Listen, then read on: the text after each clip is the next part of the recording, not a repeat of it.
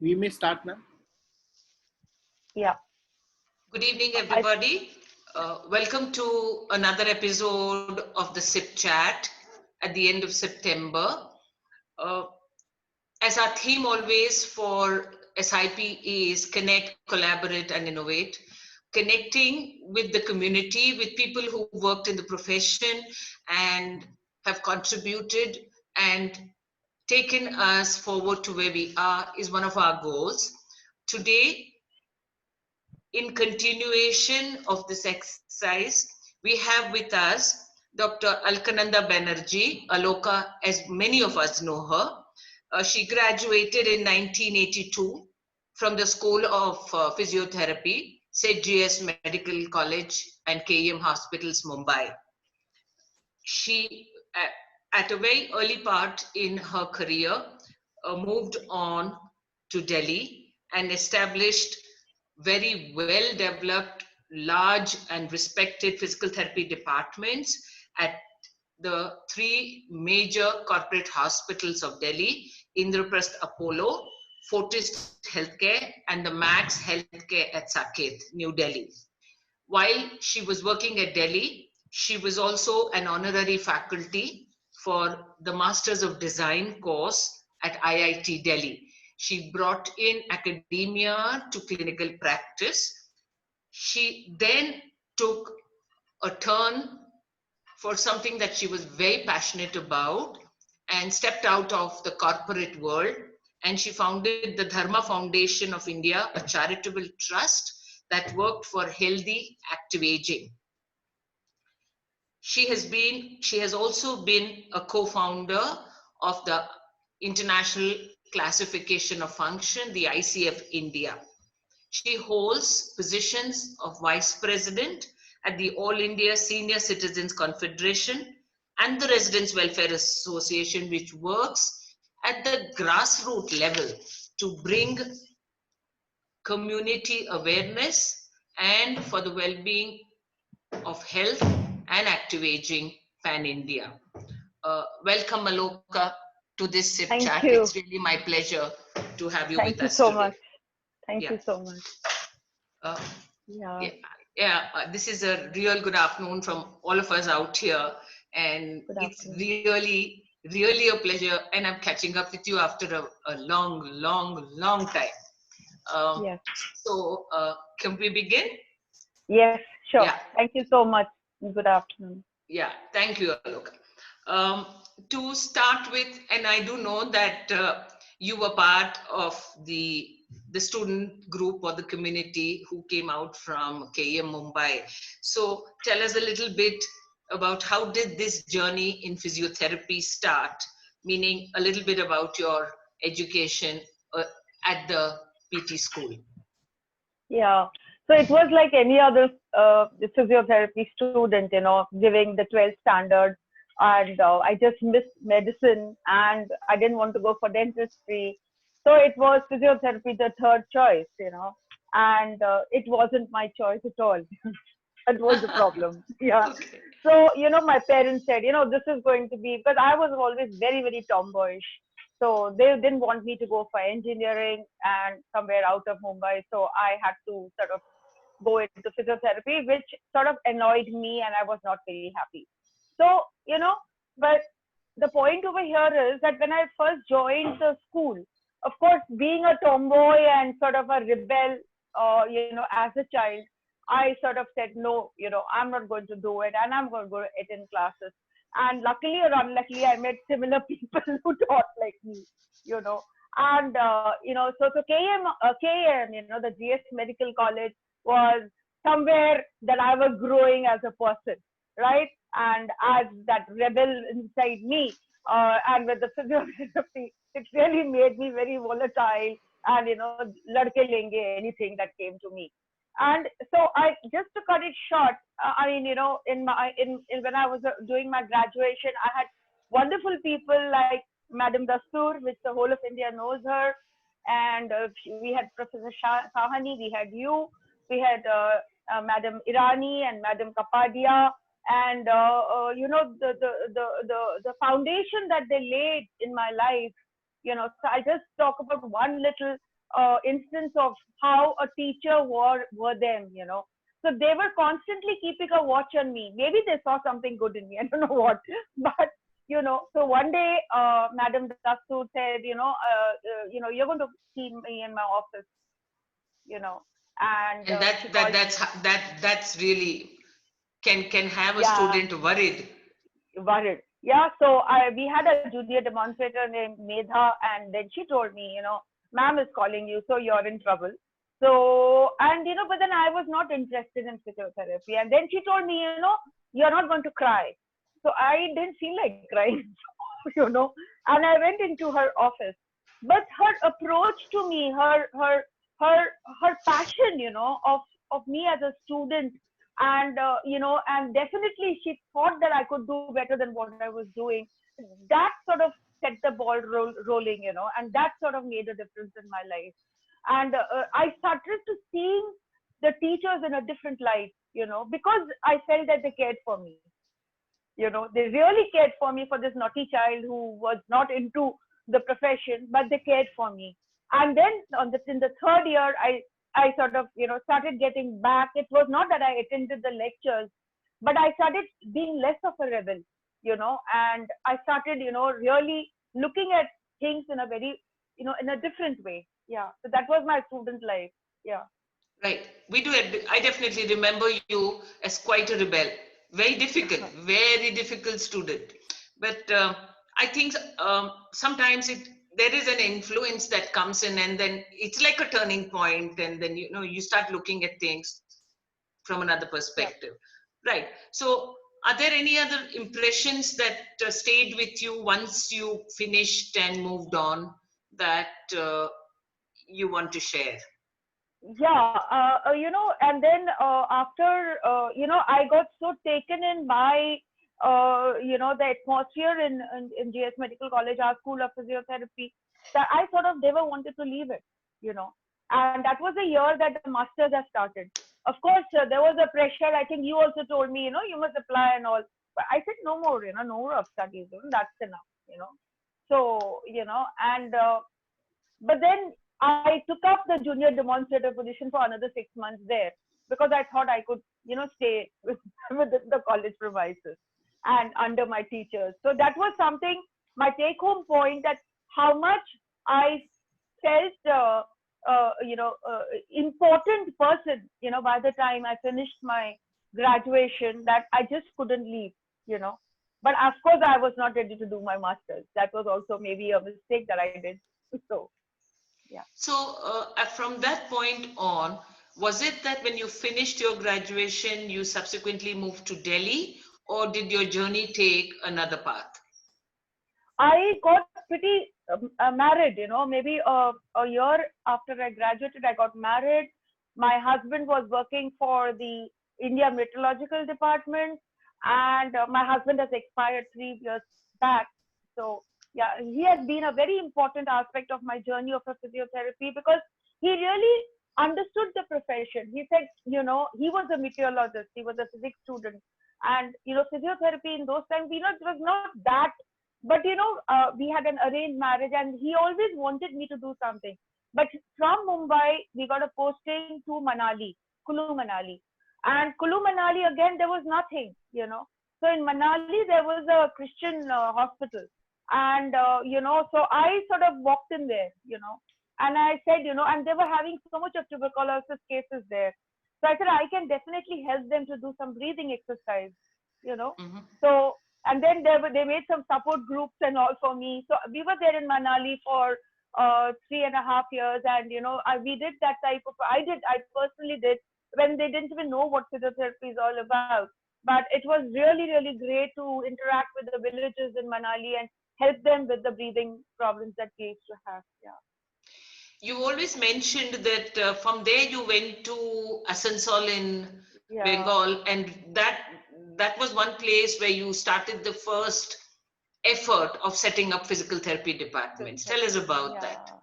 Yeah, Asansol is basically in the border of Bihar and West Bengal, a small Mufasal township, and my husband was then transferred there. It's from Manali to Asansol.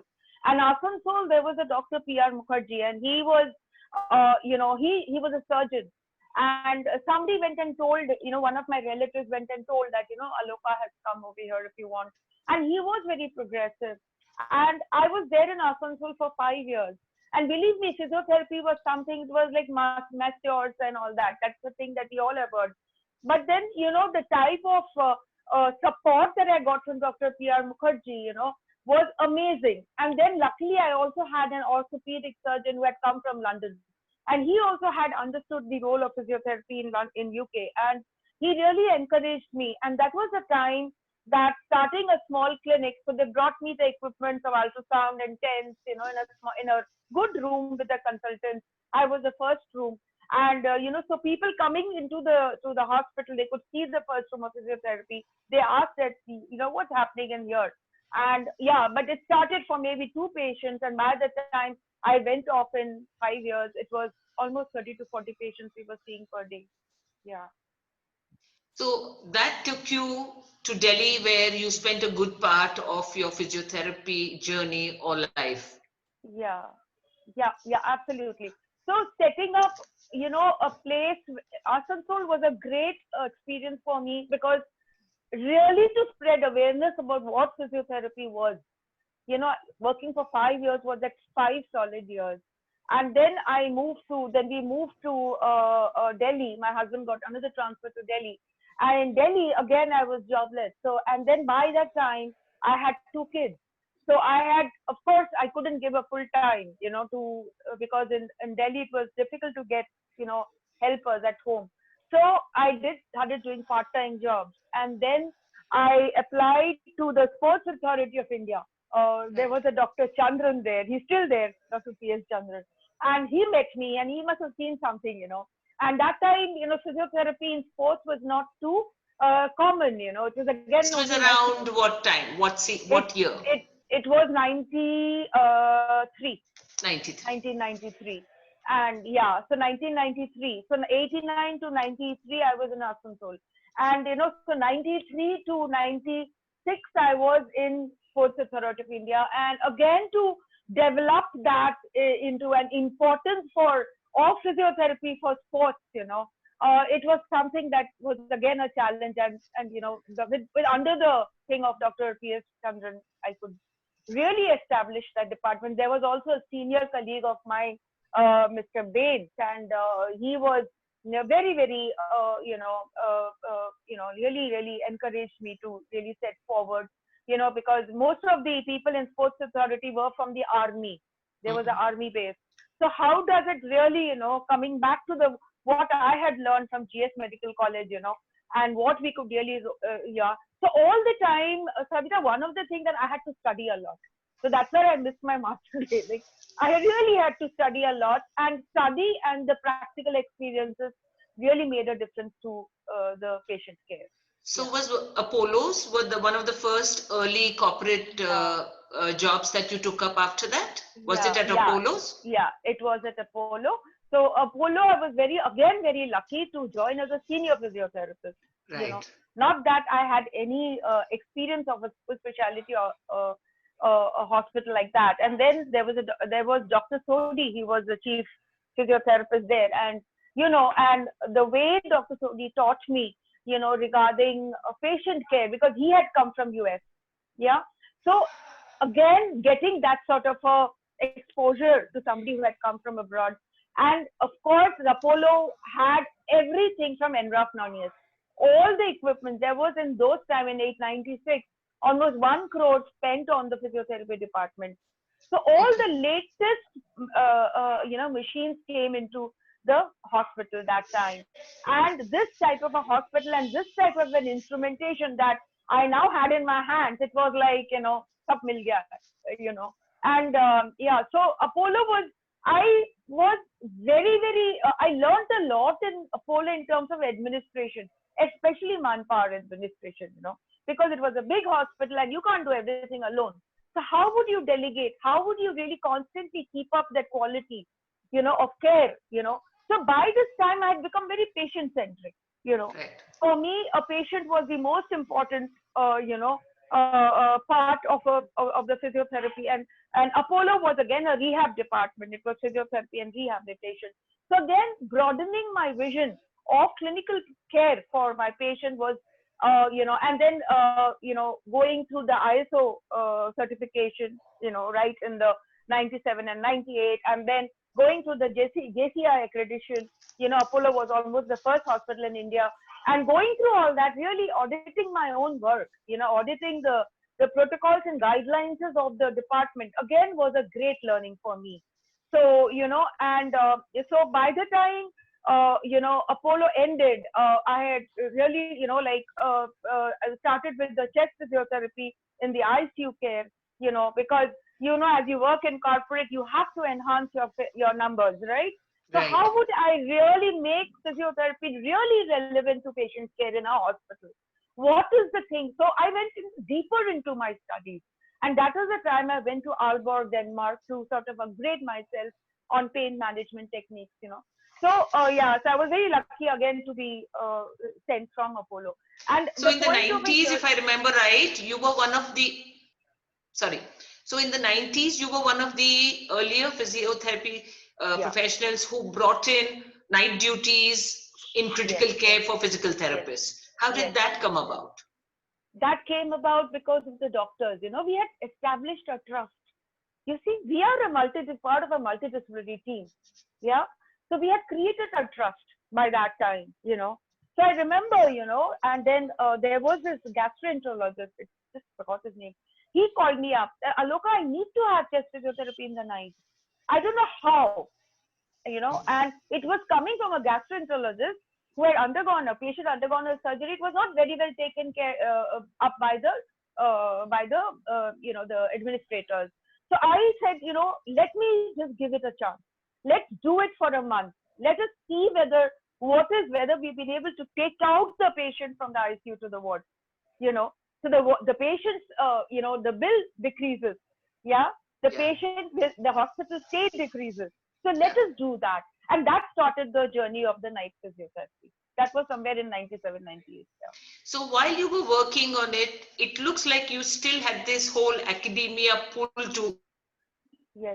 Yes. for you, because there was this season where you have been an honorary faculty for the IIT Delhi for the Masters in Design. How did that come about? How did that Yeah. connection come Yeah. about? Yeah. So, that's where I would really bless that these corporate hospitals, that they really let me grow as a physiotherapist, and they trusted me, that. So that is one I'm so grateful to them. So after Apollo, I joined Fortis, and after Fortis, for 2 years, I established as a head of the department now in Fortis, and after 2 years in Fortis, where, setting up the different departments of nephrology, physiotherapy, nephrology, in nephro unit, the dialysis unit, the preventive health care. So all that came about. And then when I joined Max in 2006, again, I was very, very encouraged by the doctors there, that to do something. And most of the doctors in Max were from Apollo. So they knew about, that I wanted to do something different. Yeah. So in Max, the administrators called me and they said, Aloka, there is a conference by the HelpAge India in their HelpAge office. So why don't you represent them? They're talking about disability. So again, I went there. And from there, I got, I was in contact with Dr. Sugandh Bhatia, who was a sociologist in the Delhi University, a retired professor. And he was also very, he was quite impressed by the, I would rather say the technical knowledge, which is so important for us. The technical knowledge of what is disability, where is it, where do I really go from here? And that is the time, Delhi IIT, I went there, and then they took me there, one of the person who was in this meeting, and he was Dr. Amitod Singh. He was an associate professor in the Masters of Design courses. And that's where it started off. How do we align the health and the engineering together? How do we sort of amalgate the information and make it, where even if I'm making a car or a mobile, I need to keep a human body in my mind, right? So So what that did is where you teach I there? started. What did you teach? Yeah, so I taught anatomy, physiology, and biomechanics to the students of MDes. There were 30 students, and Design? yeah, and then yeah, the design, and so they came up with this very very innovative thing. The first time in in India, or I don't know in the world, I'm not very sure, but calling as a body storming. So the engineers wanted to understand the body in terms of, like, you know about brainstorming, right? So this is about body storming. So if it is a patient of stroke, or if it is a patient having a disability or on a wheelchair, what is the feeling of the patient, right? So the engineers didn't know. So they made devices which they could wear and like simulate a stroke patient. So I gave them, Right.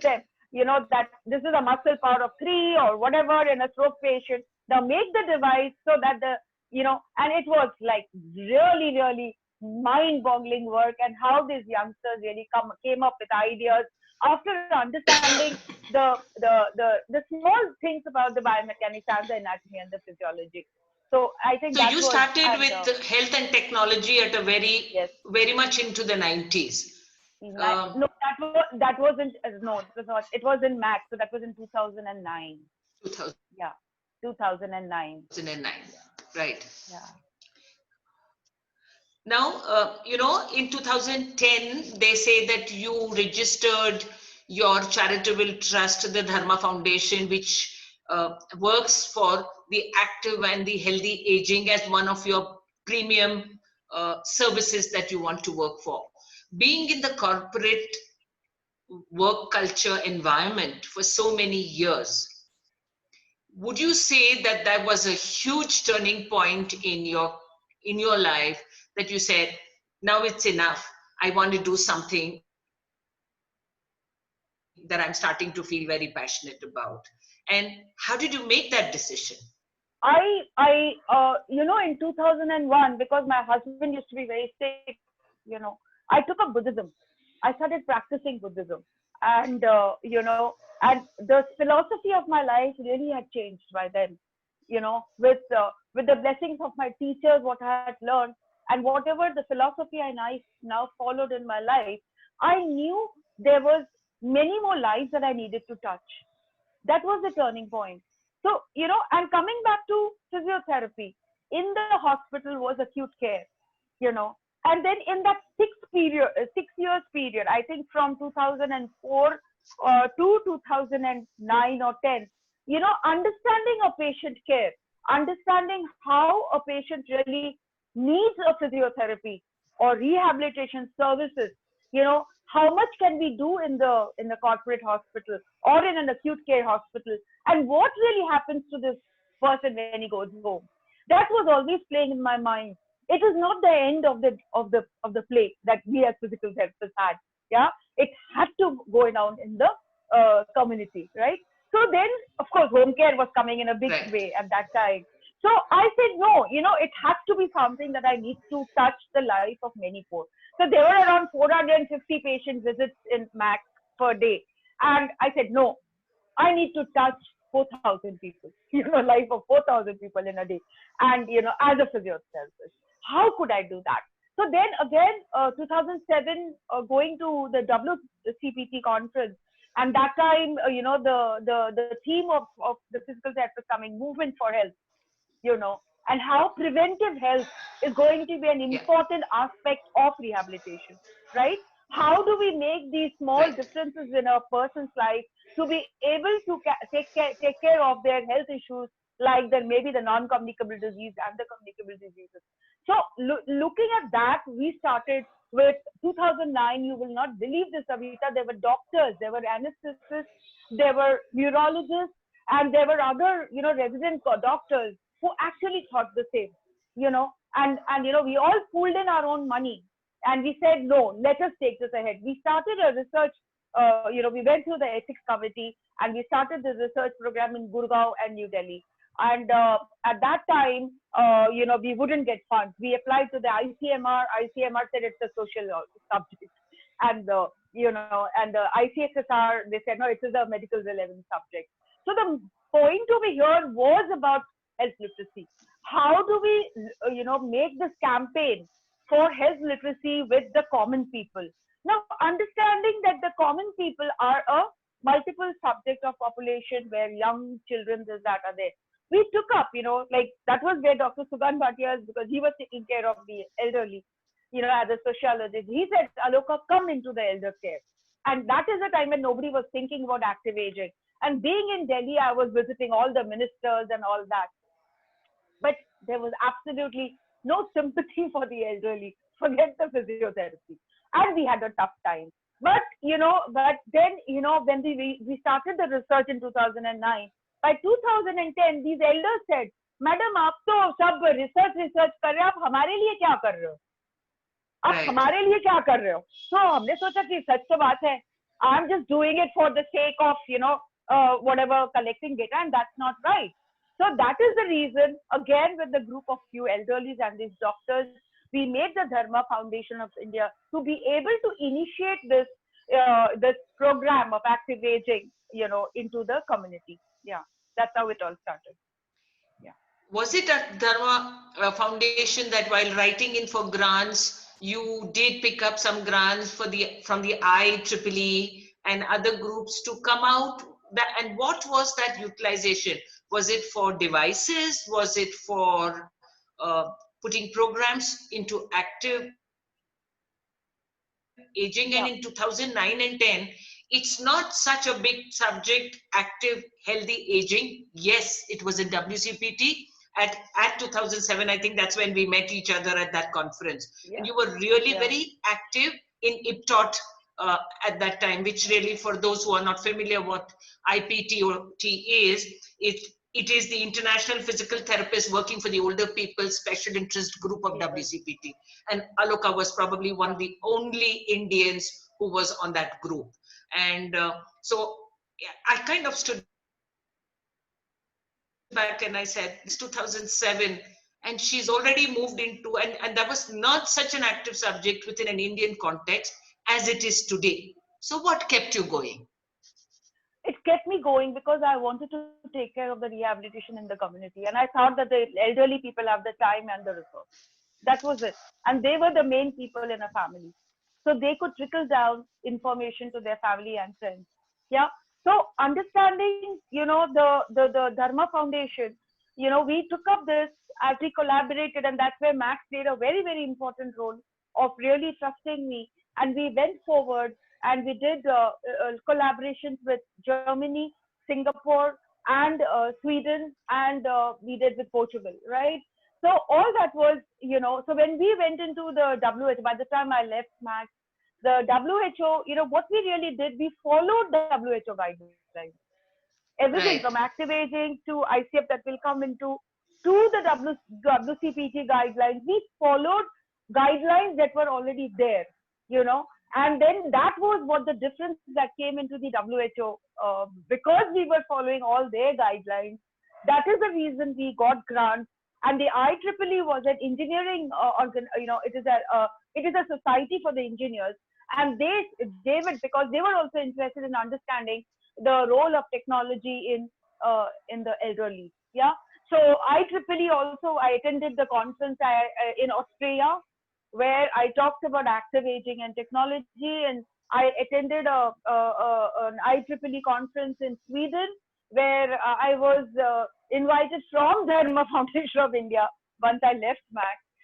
And that was a big achievement, because in Max, you are still recognized. But once you come out of it, I was asked to, as a keynote speaker, I was giving the sponsorship for everything, and to really present what is really technology in terms of active aging. And then I said, technology will be technology, but it is the human care which is important. Believe me, I was standing in the midst of people from IBM and from China and US, and I could say I could make an impact, that it is the human care, as a physical therapist, which is my major concern, that I could touch base. But it had to be not technology focused. It had to be human focused. Yeah. So they were talking about sensors. They were talking about, all the different gadgets for really remote controlling of elderly. And this is what I said. I said, utilize the resource, utilize people. Don't depend only on technology. Yeah. That was the key point there. Key Yeah. point. Okay. So then, at what point did you move to Calcutta from Delhi? Yeah. So 2015. 2015. Yeah. My son, my daughter got married. My son had a job. So, and my husband had retired. So I said, okay, now let's go. And but unfortunately, my husband passed away after 2 years, 1.5 years of coming to Kolkata. And the point why I left was definitely because I wanted to touch the lives of many people. And the second point was, let me give back. You know, I needed to give back of whatever I had achieved. Yeah, so it was a giving back time. I was 55 years old. I'm 60 now. And I think it has been a life where now I understand, because I have this profound philosophy in my life that being able to give others, gives us much more back. So as a physiotherapist, I think I followed that in my life. I've seen a patient to be able to give. So when did the ICF come into your life, in the sense that I know you today are a very strong, you're an individual who strongly works within the ICF framework. You share that experiences and the knowledge. So at what point did you start looking that ICF has a very strong role in physical therapy delivery, in physical therapy assessment, in physical therapy patient care, where I know today a lot of people are using it, but there are an equal number of people who are not using the ICF framework. So when did this come to you? ICF is basically a philosophy. Believe me, Yes. ICF is basically a philosophy. ICF is very, very patient centric. ICF works for the happiness of that patient who has come to you. It's as basic as that. And so, and now let me go back to Dr. Vikas when I was a student. You mean Vikas Rajadaksha? Yes. And Okay. and I'm going to the ortho wards. Dr. Dheer used to be there, and he used to say, "Come on, history, take history, take history. Don't miss out anything in their history. If you miss out on the history, you will only be able to assess better." So be very, very specific. I'll never forget that one day when he had told me this. History taking is so important. ICF is actually history taking. ICF is actually not being able to miss out anything from the patient's point of view, whether it's his social part, whether it is his educational, whether it is his family, whether it is his home. It encompasses everything about that patient. So if we are going to have a patient in front of us, you know, are we missing out anything? So keeping that in mind, I used to think like that. So I had this intern from Italy who had come and she said, "Madam, you have to go for ICF. You must." And I didn't know, I didn't even hear of it. So then started the ICF, going to 2007 for that pre-conference workshop. And then, of course, taking it up, like all our researches are based on the ICF, model. So the ICF is basically, as physical therapists, it is first of all, patient centric. And secondly, which is very, very important part of our profession, it is very, very multidisciplinary approach to a patient. So as a physiotherapist, we have to have a common language, whether it is a doctor, whether it is an occupational therapist, whether it is a psychologist, a dietitian. How do we holistically take care of a patient, and capture information for the patient care? Yeah. So While you coming were into, working in yeah, sorry. ICF, there was one thing that I noticed that you had shared that there was a body of work or some amount of work that you did with the Australian community in something called the MICF. So tell us a little Yeah. bit about how did that come about? What was really MICF looking at from a physical therapy perspective? MICF is basically again empowering people to give their information, right? MICF is very much a patient-based information. So when we have the ICF code, it is actually converted into questions, you know, and the questions can be validated again into the code, and there are these type of questions. Suppose I have ONEs, and I can actually tick point those areas of my disability in my function, right? And this type of a data, which can be a multi-centric data, where a person of 80 years in India may have more functioning disability than a person of 80 years in US. So what is the ethnicity? What is the difference in the environment that really goes in terms of the anatomy, the physiology, and that can be actually a global information captured for better info. So right now, as you know, the ICD, the ICD is now linked to ICF. So if a person has had a myocardial infarction or a cardiac disease, what is the functional capacity of that person in terms of maybe his life is all captured in terms of, can be captured in terms of the MICF. Also think of a patient going in for the kidney dialysis for a long period. How does he inform the doctors, right, about his condition, right? So this is the objective behind the MICF.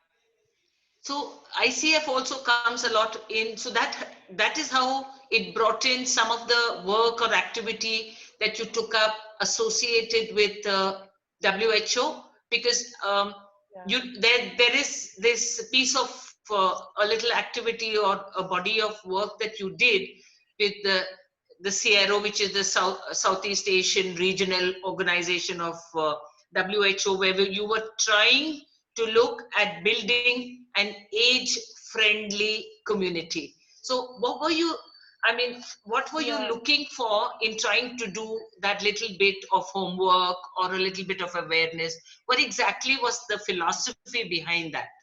Yeah, so the philosophy behind that was basically, how would you really make a small community age-friendly? So the age-friendly, the components of ICF, it's the environment, it is the roads, it is the different political policies of that particular area.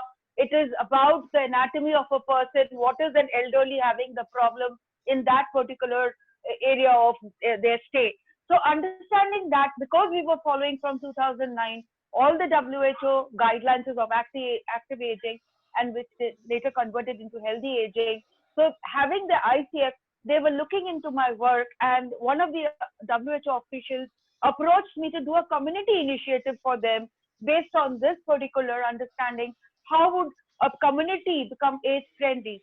So we had taken up Chhatarpur in Delhi, and how this Chhatarpur, the roads and all are very bad.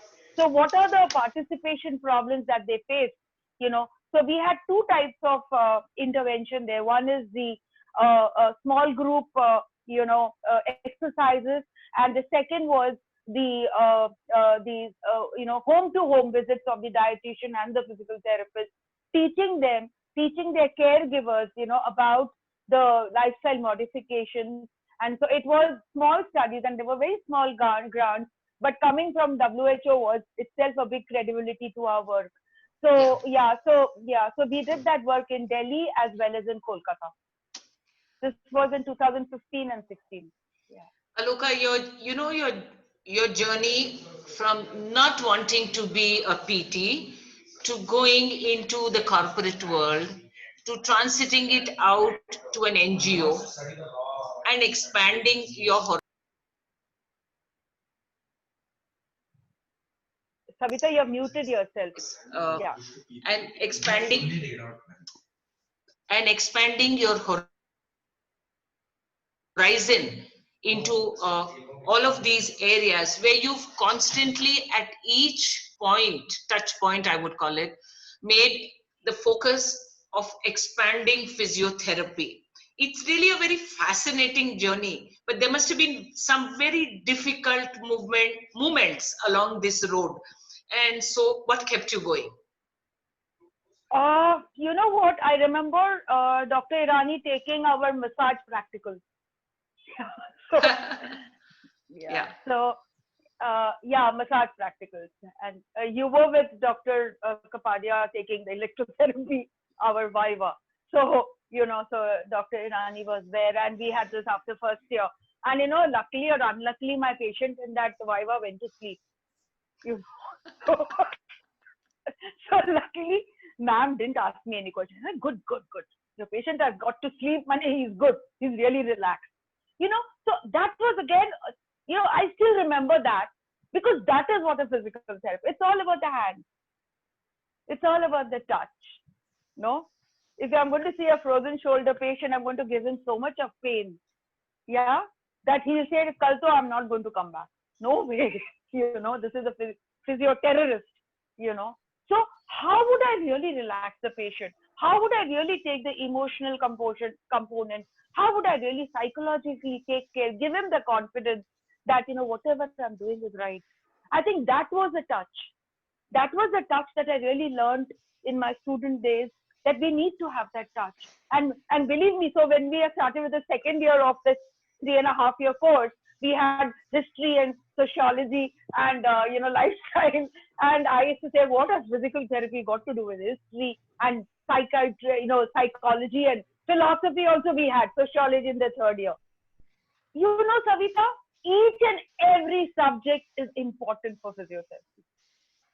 Each and every subject we touch on, because we are taking care of a human being and we are touching them. Remember, a nurse never gives pain, no? But we get pain. We have to mobilize a patient, who is chronically ill and make him walk. We have to be strict sometimes. We have to be, really sometimes maybe the patient will think she's rude. But we all have to think that how can I make this person better than what he has done till today in his life? I think that is what we are. So we need to have that touch. Touch through our hands, touch through our voice, and touch through our eyes. How do I take care of another human being? Sometimes it's very difficult to imagine you have so much empathy, because a lot of people who worked with you in whether it was at Apollo or Max said she was a terror. So how did you mix both these qualities? I think, I was a terror. I agree. I was a terror. But I am Madam Dastoor's student, remember? So, yeah. So, and she taught me to be a professional, right? So, understanding that, by the time there were 450 patient visits a day and there were around, 40 people working in the department, how could I really make that patient care, So I really realized, from, at administrative point of view, I need to excite these people. I need to make them learn, So making them learn, case presentations, this, that, it was really, really, really very, very difficult, and our work itself is so heavy. So, and that sort of, but then I was really, really strict with them. Believe me, I was. And I don't think I still am, but I was. And, but then, and there were a lot of people who didn't understand that I meant business, For me, it was only patient care, but I needed to also take care of them. So when the corporate people used to talk to me, and when they see that I'm going to stand up for my staff, whatever they do wrong, it doesn't matter. I'm going to take the responsibility. I think I grew up as that leader. Maybe that is the point that maybe they started trusting me. I know there were a lot of galis and all that also, which was given. But then now today, Savita, I went to the University of Kent in London, and I met Karthik. He was in Apollo with me. And, he's the director of sports faculty there. And he hugged me and he said, ma'am, it was only because of you.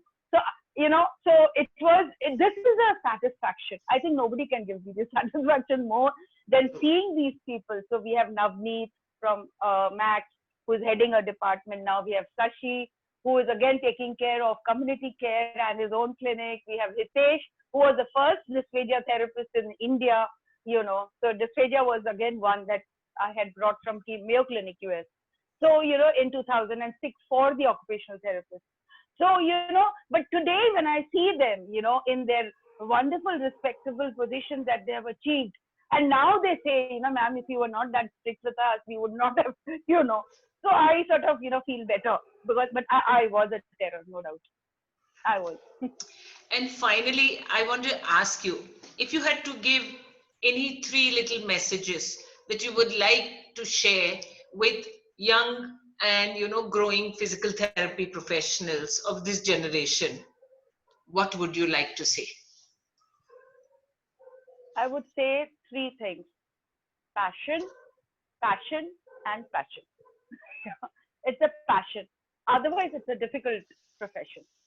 It's a difficult profession. So, if you have to get there, technically study and study and study. Keep up with the newer things that are happening.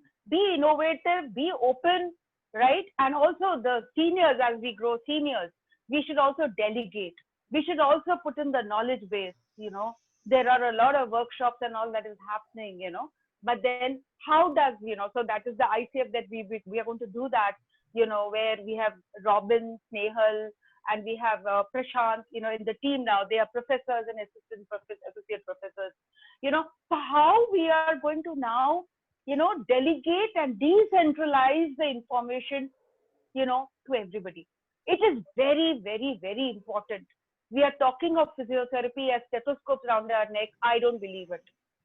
I really don't believe it, because we are good as we are, because we have the touch, we have the passion, we have the confidence of being a physical therapist. We have the confidence that I am going to make this this surgery, a success. I'm going to make this disease a success. We don't have to compete and compare ourselves with anybody. It is me who will make the stroke patient functional. This person had this problem, this surgery. Have that passion, have that touch, have that go, and be innovative. Yeah. One of the things that uh, watching your journey over time and talking to you, there's one thing which you didn't say is you're somebody who is ahead of her times. Be it bringing in technology to physical therapy, there must have been others, but then trying to network and collaborate with engineers. Understanding that preventive health care in early 2000 is the big go-to for physical therapy practice. That was a very early thought.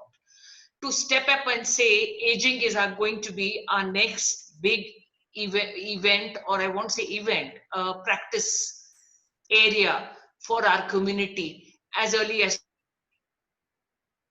2010. And when I spoke to you, you said one of the things that you have to do is look at the health policies of the government of India to understand where government are putting their money, for you to understand in that sector of healthcare, does physical therapy have a role? So bottom line is, don't allow opportunities to come to you. Grab the opportunities when you see it passing in front of you. Those are some things that I would really associate with Aloka Banerjee. Thank you. Thank you so much. Savita, you have been one person, a friend, and a mentor. So you always have been. Yeah. Thank you so much, Aloka, and all the very best on this entire work or body of work that you have taken up, which encompasses the community and reaching physical therapy into the community, for bringing the ICF concept, though it's available today, but to a larger population. And keep up your work. And thank you so much. Thank you so much. It's been a Thank you. pleasure talking to you. An absolute pleasure. Thank you so much. Thank you. Really, thank you. Take care. Bye-bye. Bye.